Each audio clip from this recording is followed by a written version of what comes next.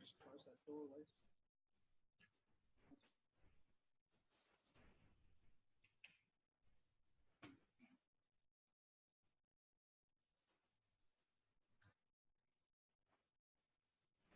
Getting there. There we go. I'd be hopeless at pick a box. I can't remember which switch is which. Yeah, that'd be good. Please lie on your back. Have your legs long, lying on the floor.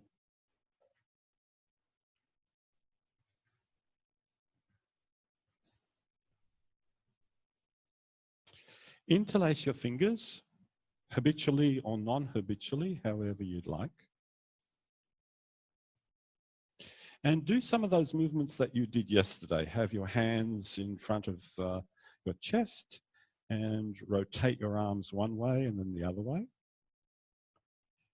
And notice what sense do you make of that, given the FI practice that we did yesterday?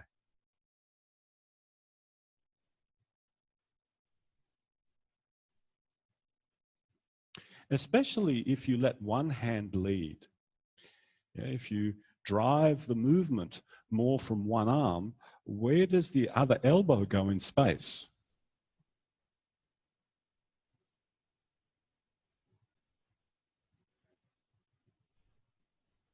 You know, very many research scientists report that all the data they needed was right there in front of their noses. They just didn't know how to interpret it.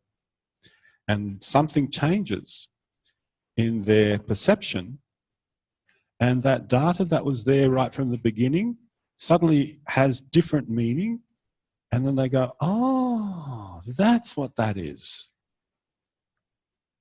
Same thing here. After doing the FI practice yesterday, does what you're doing with yourself have a different meaning?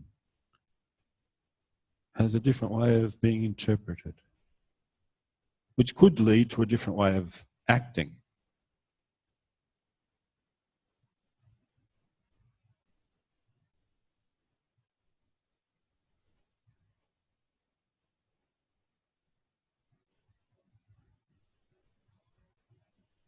So try it out in different positions and see what difference does it make today.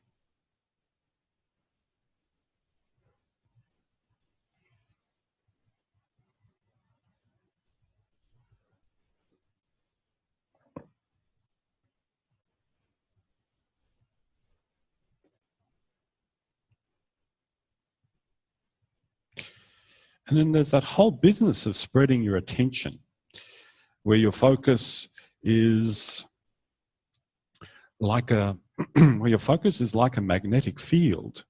You're aware of the whole field of activity, the hands, the elbows, the forearms, the shoulder blades, the rib cage. And then you can zero in with kind of laser-like precision to a particular place. And then you can pop back out into that whole field perspective. Like, you know, when you get some iron filings and sprinkle them on a piece of paper and then put a magnet underneath, suddenly you see the whole pattern of the field rather than distinct iron filings.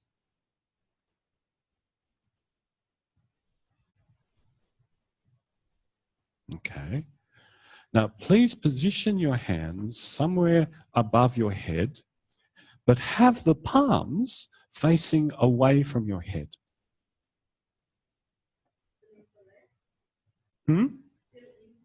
Yes. So the palms are now facing away from the head, and then take your hands further away from your head and bring them back.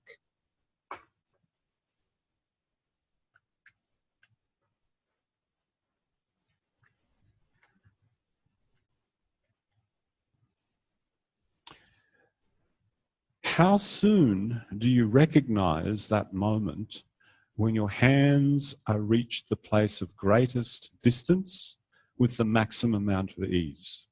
Where is that place? Now, above your head is not in front of your face.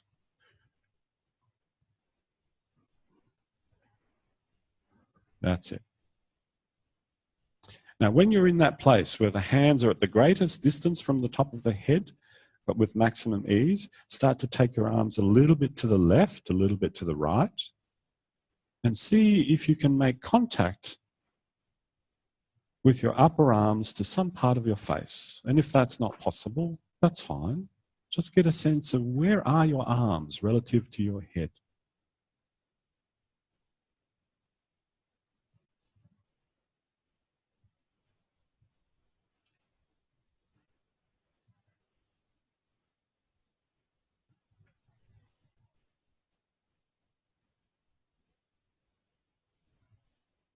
And in this instance, it's the question, it's the actual inquiry and the information that comes back to you that's important. That you've made an inquiry, and then there is a distinction that's made. And that distinction is in you. Until you make the inquiry, there is no distinction. There is no information. So with each inquiry, you become more and more acquainted with yourself in a perceptual sense, in an experiential sense. Okay, now position your hands on the floor above your head, and then take them a little bit further away and bring them a little closer. A little bit further away and bring them a little closer. The palms are facing away from the top of your head. That's it.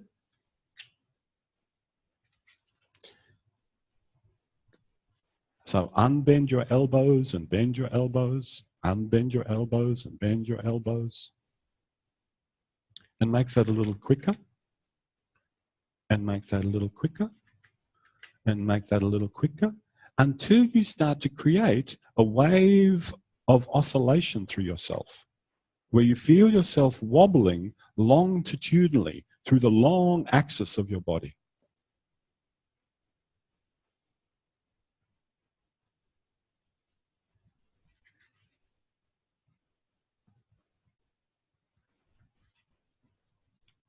And if you spread your field of attention, if you increase your awareness to your heels, notice if your heels are rocking on the ground. Well, why not let the heels join in? Help the heels for the arms to do their job. So continue oscillating yourself using your arms and the rocking motion of your heels intentionally.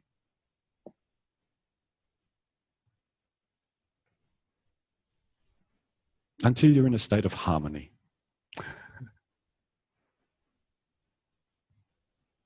And I said that jokingly, but there's a part of me that was really, really saying that with a bit of import. Until you're in a state of harmony, until the heels are harmonized in their oscillations with the arms.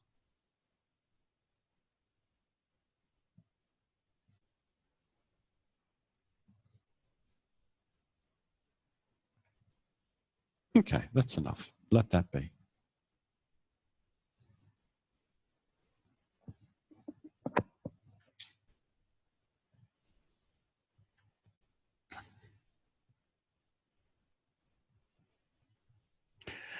To create those kinds of oscillations through yourself, one part of yourself has to be very active, and the rest of yourself needs to be quiet. That's quite a differentiation in yourself. One part active, and one part just quietly, receptively lying on the floor.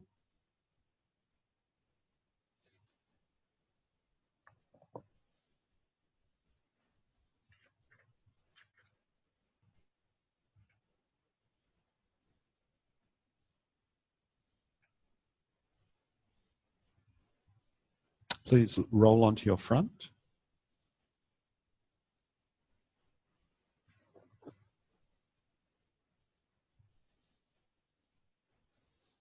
Interlace your fingers have your hands above your head.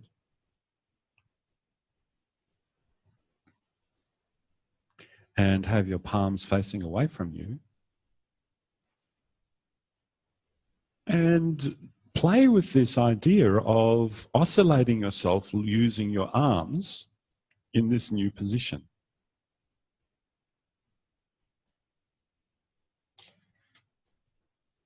So approach it in a non-serious way.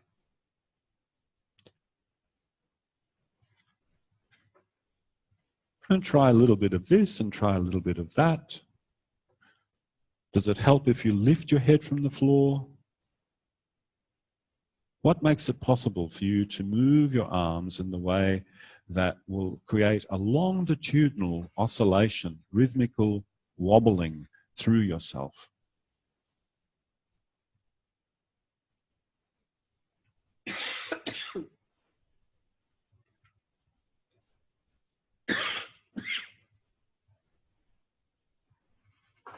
And you could try leaning more on the right side so that the left side lies more lightly on the floor.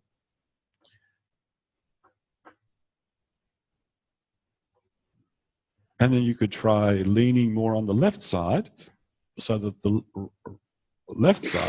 right side lies more lightly on the floor.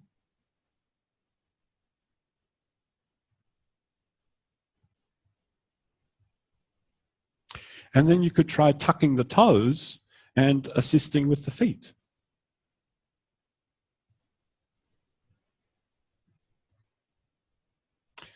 Until there's a harmonic, until there's a harmony between the activity of the feet, the activity of the arms, and you wobbling between the two.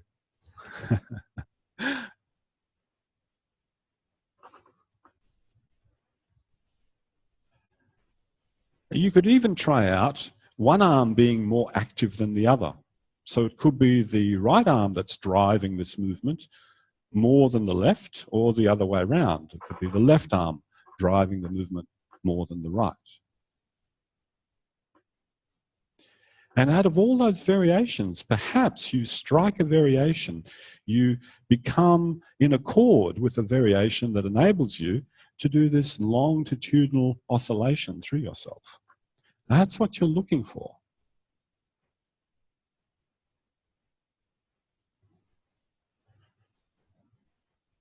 To find a way of doing things that you can be in accord with.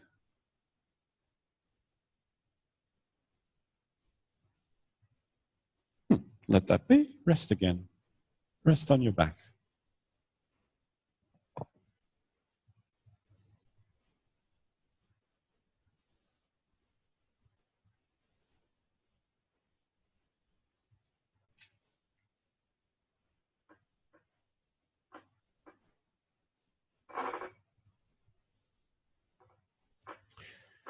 Notice what kind of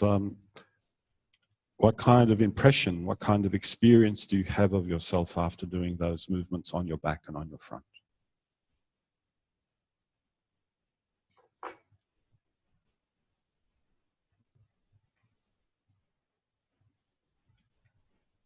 Okay, and come up to sitting.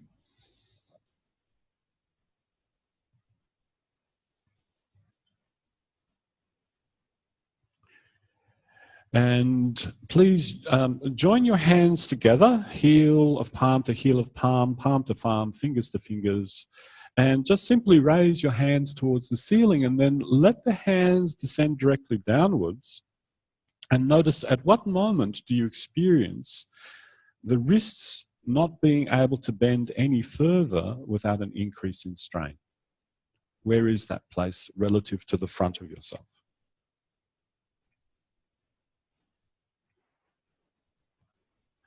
And I know that when I say the word strain, it has a very definite meaning for me in my experience. But for you, what you identify with the word strain, I have no idea about. It depends on what experiences you equate with the word strain. Imagine if we could just share an experience or two between each other, and you gave me your experience of strain, and I went, oh my God, that is so hard. And I shared my experience with you, and you go, oh my God, you're really oversensitive, aren't you?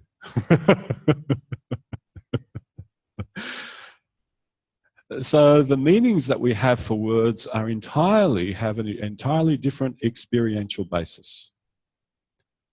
And that's how we direct ourselves. We direct ourselves on the basis of our understanding based on experience. Now, put your hands in a place that you feel there is no strain in the wrist. So notice where that place is. Is it in front of your throat? Is it in front of your face? Is it in front of your chest? Some of you will have it down here in your navel. Where is that place?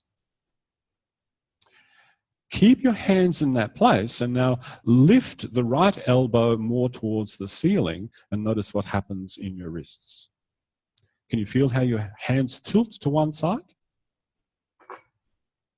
So almost like it's almost like a dial of a gauge. You start to lift one elbow, and there's a moment when the wrist can't bend any further on the right side, and the hands start to tilt to the left. Can you feel that? Some of you are pushing like you're trying to have an Indian arm wrestle between your hands. Just soft, really soft. Now, try that on the other side. So your hands are kind of pointing upwards towards the ceiling, and you start to elevate that left elbow, and there's a moment that you use up all the movement in the wrist, and as soon as that happens, your hands start to tilt off to the right. Where is your left elbow in space when that happens?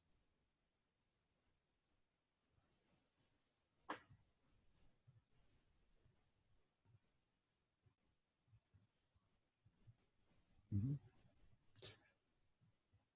And now go lift the right elbow once, bring it back, lift the left elbow once, bring it back. And keep your head in the middle.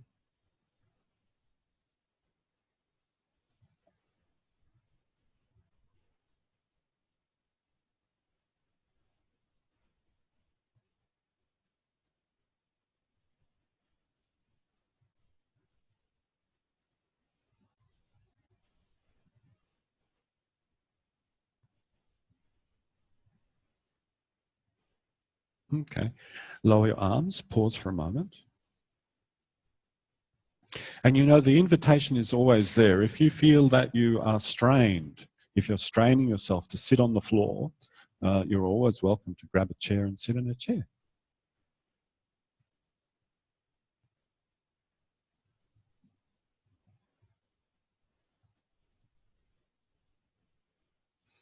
Now let's try something else. So have a look.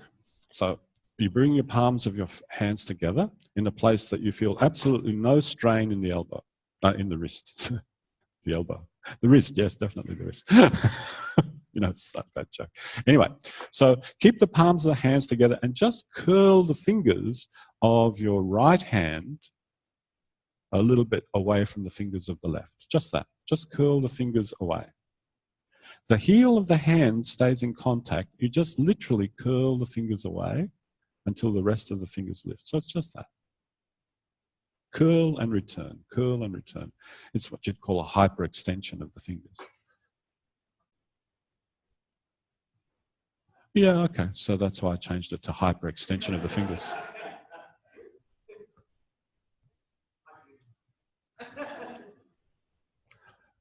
Yeah, but I'm right.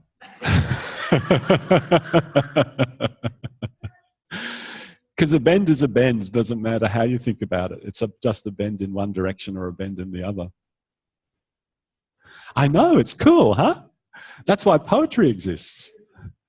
If it wasn't for that capacity of language, there would be no poetry. Yeah, it'd be, yeah. Yeah. Yeah, it is hyperextension, absolutely. Now, when you make that, and now do it with the other hand. When you hyperextend the fingers, in other words, if we don't use that language, if we just say, move the fingers away from the other fingers,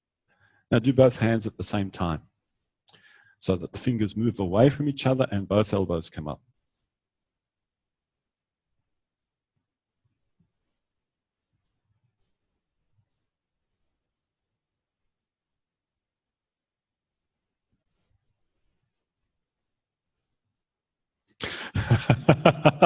That's a very appropriate look. That's what I felt the very first time I did it too. It's like, what the hell? You got to be kidding me. What the hell am I doing this for? It's called elaborating the self-image.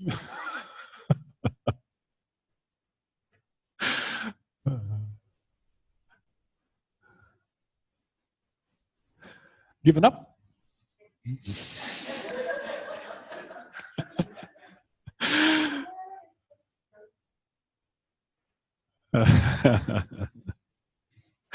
Let it be rest, please.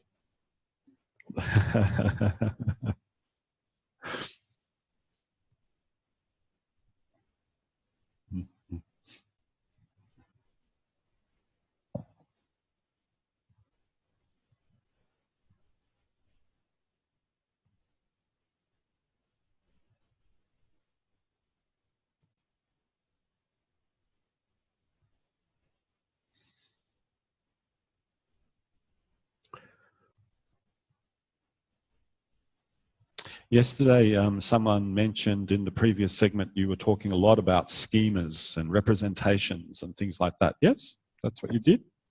Yeah.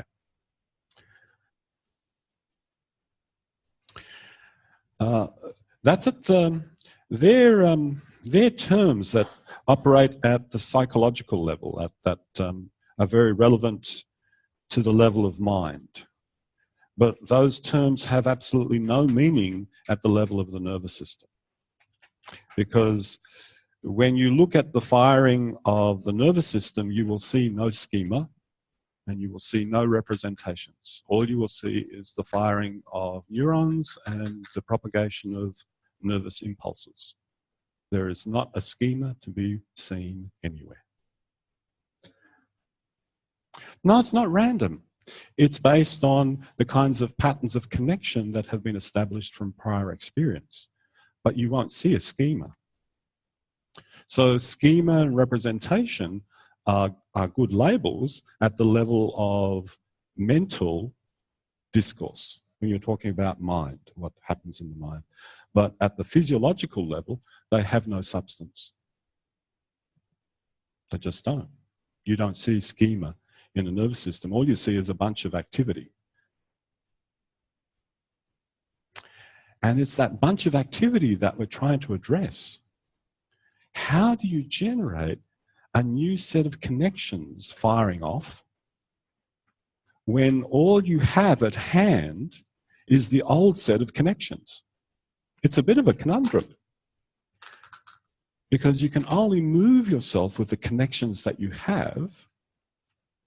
Somehow there has to be an interruption. One way of making an interruption so that you can segue into a new pattern is to introduce something that is so wacko that you haven't encountered before, that you don't have a pattern for anymore. Does that make sense?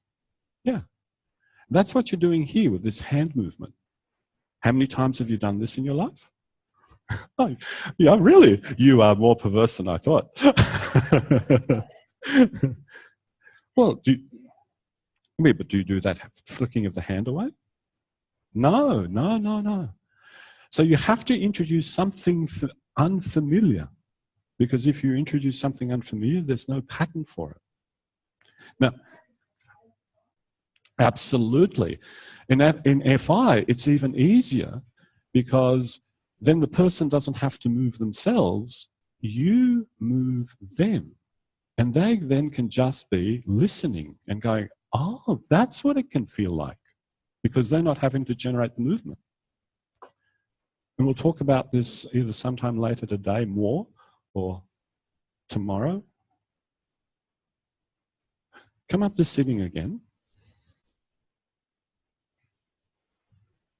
Put your hands together. And just start to curl or hyperextend the right fingers away from the left. And notice if you can have your wrists at a different place now.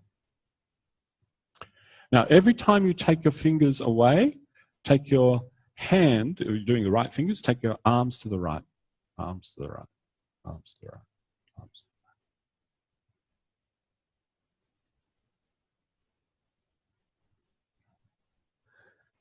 That's right. And it can be to the right and a little bit down, and to the right and a little bit up, to the right. It can be arrhythmical. Make it light, make it gentle, make it easy. Now, you're not taking your hands to the right, you're turning yourself to the right. That's different. Yeah, but you're turning your whole self. Okay, so let me create a constraint. Keep your torso facing forward and take your hands to the right. No, you're not having your torso facing forward. Have your torso facing, that's it, thank you.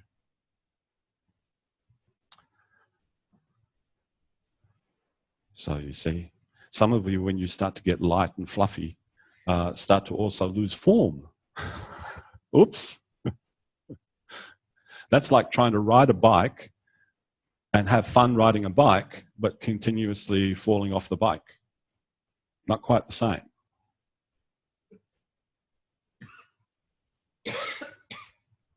Do that to the left now.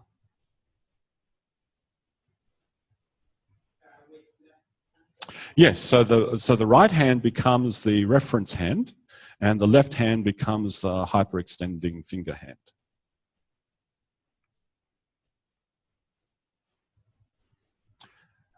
That's called flexing the wrist, not curling the fingers.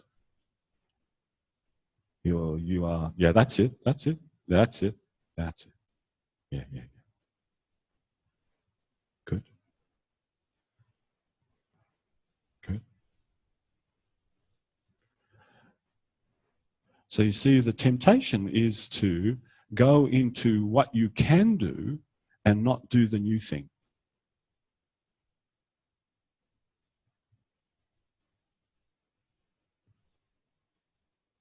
Now, once go to the right and once go to the left, which means with each direction of movement, you're going to have to switch which hand is the base hand and which hand is the movement hand.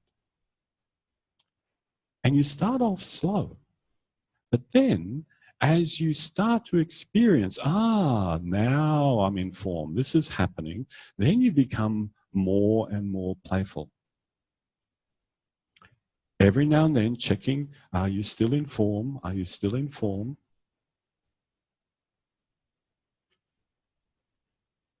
And you know, this is how a lot of high-level sports playing is now done. They're using slow motion to teach the athletes their skill, and then they gradually get faster and faster and faster. It's part of that whole new deliberate practice regime.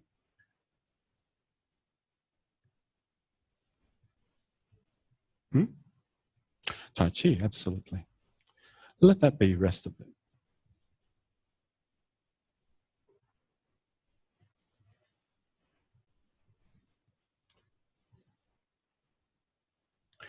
So there's maybe 2 years ago, 2.5 years ago, there was a nice Radio National program, and it was on deliberate practice.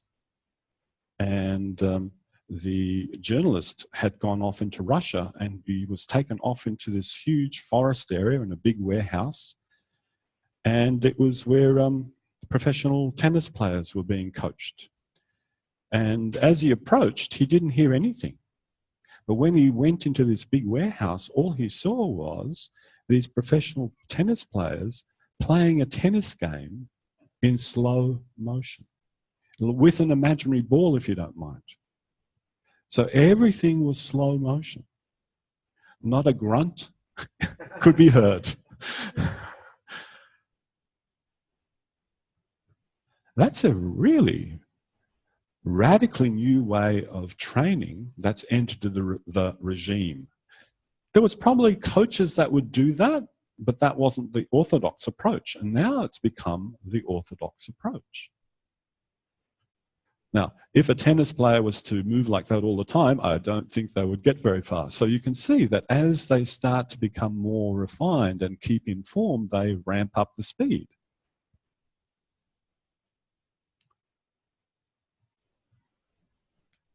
Interesting tactic. Same thing here.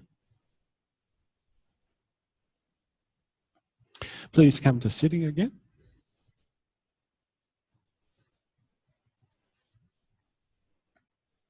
Now, just to find out, put your hands together, take them up towards the ceiling, and then bring them down. And notice, do your wrists bend a little bit more easily than before?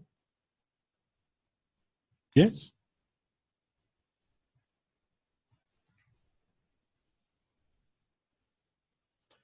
Now, who's changed, you or your wrists?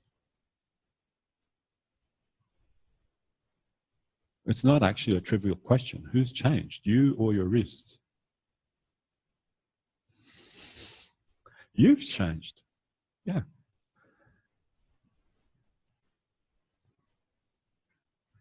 Now, separate your hands and put them behind your back, touching the back of your pelvis.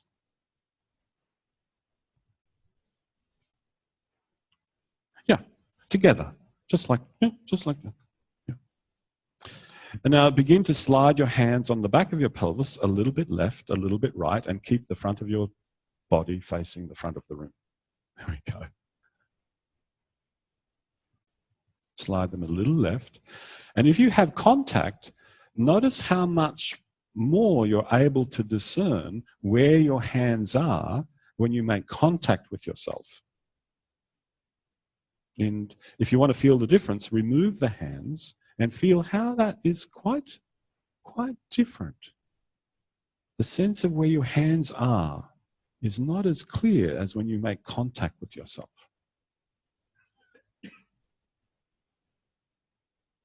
Now, bring your hands to the midline and then slide the hands a little bit upwards, higher along your back towards your head, and a little bit downwards, closer to the floor.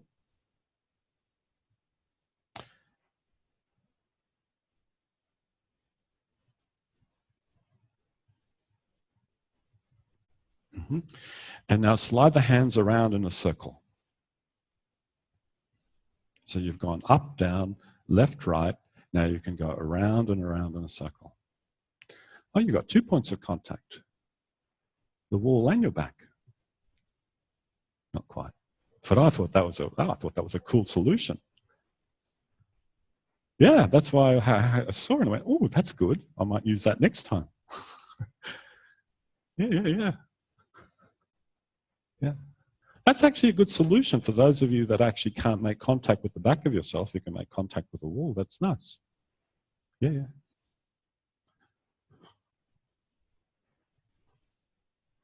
Stop, rest a little bit.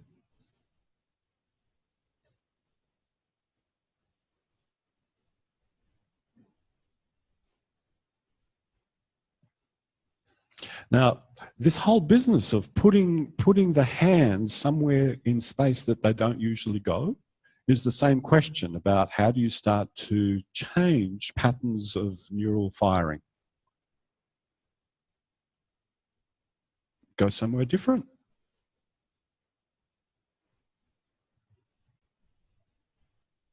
And this space that's behind us, where we don't have eyes to look, it's kind of unknown territory when we go back here. Most of the actions that we do are within this framework of around here to up here. It's like 1/4 of the sphere. We hardly ever go behind. Yeah, we hardly ever go behind. Some people go behind, those people that practice yoga.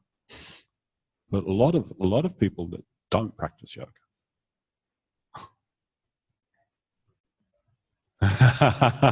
Well, what would happen if you clarified that pattern and gave it some variations? Would it work then? It's a question to be explored, right? Yeah. Join your hands together behind you.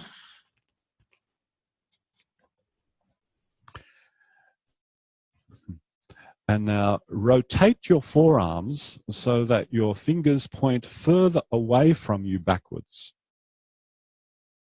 And return. Just do that movement. Rotate your forearms so that your fingers point backwards of yourself and return.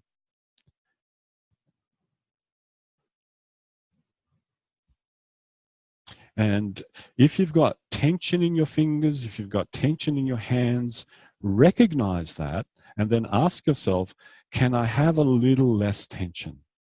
Can I find a position for my hands where the effort, the strain is reduced?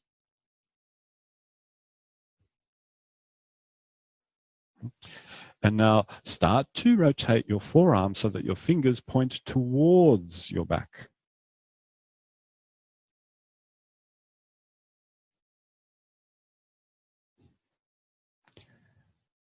And then combine those two directions. Fingers pointing away, fingers pointing towards, fingers pointing away, fingers pointing towards.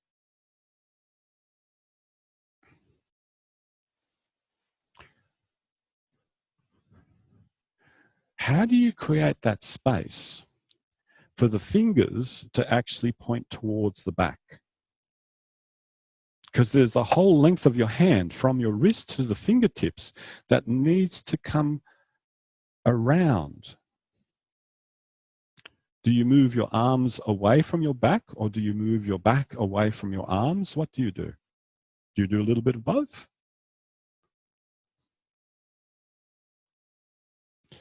And would a different position help? Do you think? Do you think a different position would help? What would happen if you stood up on your knees and you weren't sitting on the floor anymore? Or if you were standing?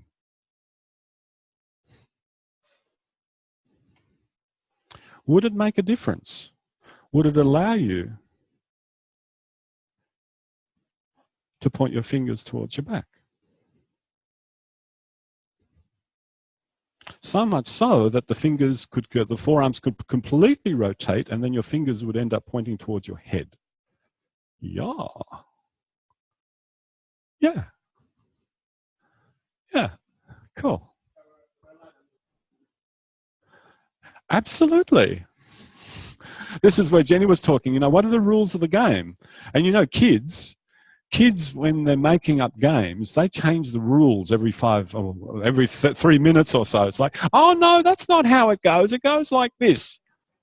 I think Feldenkrais was a little bit like that. He was just a 70-year-old kid. That's really what he was.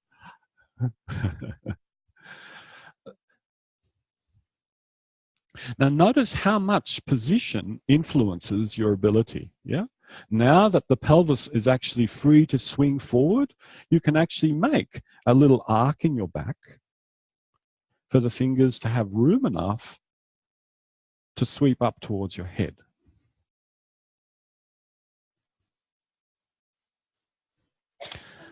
Yeah, and you're starting to lift your chest up. Why not? Why not?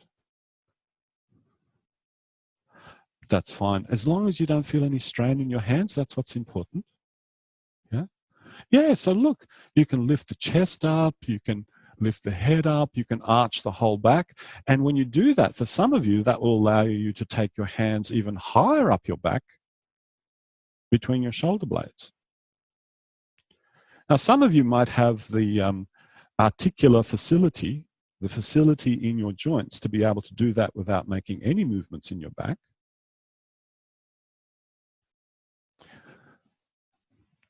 Saying that a different way, some of you might have the pattern already established that enables you to do that as if it was the same thing as brushing your teeth.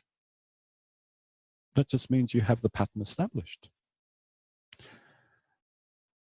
For the rest of us mere mortals, we then have to kind of establish that pattern. And we can make that work, and we could make that an arduous chore, or we could make it into a game like awareness through movement. Great. Let that be rest, please.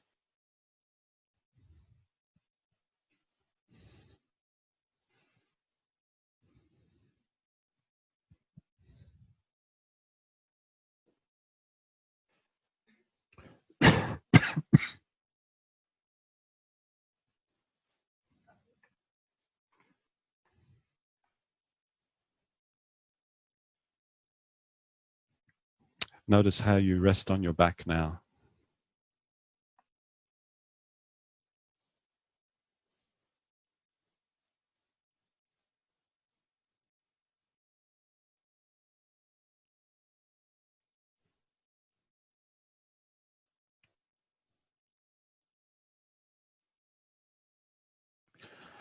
Sometimes when you listen to Moshe Feldenkrais's teaching in the Amherst training program, he says something like, and I'm paraphrasing, he says, it's good to do lessons in that state where the expression on the face is such that you could break into a smile at any moment. And then he says, you don't have to stay smiling all the time like an idiot. So what does he mean?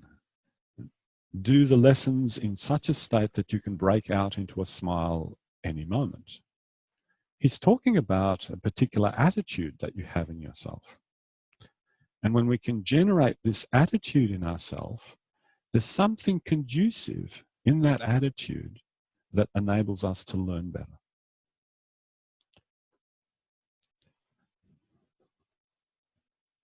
So he's talking about mood, not emotions, but a state, a long-lasting emotional state that you can be in and that you can generate, and through which everything goes a little better. Staying in that state in the midst of what you perceive or you consider to be a difficult movement, that's quite a challenge. For some of us actually do it beautifully. I'm not one of them. But some people, doesn't matter what challenge you throw at them, they just stay in that light, buoyant state where they're able to break into a smile at any moment. Oh, you forgot a word. Incredible. The incredible lightness of being, absolutely. Come up to sitting again, please.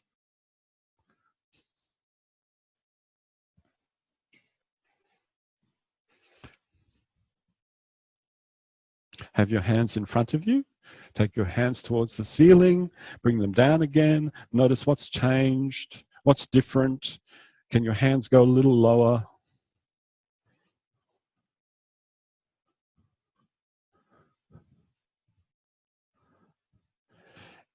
And if all of us were highly skilled at changing our manner of being, if you switched from being angry to being absolutely loving of life, would the risks drop further? Interesting question.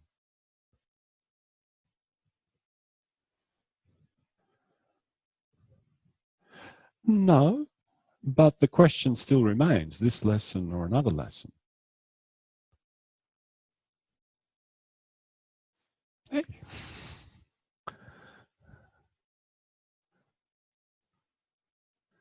Great. Let that be. Please stand up, walk around a little bit.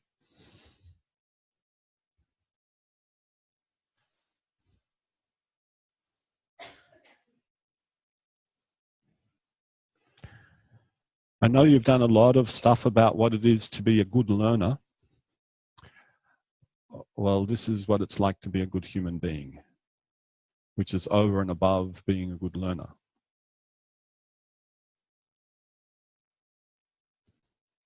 And that's why in The Potent Self, he starts off the whole book, the preface of the whole book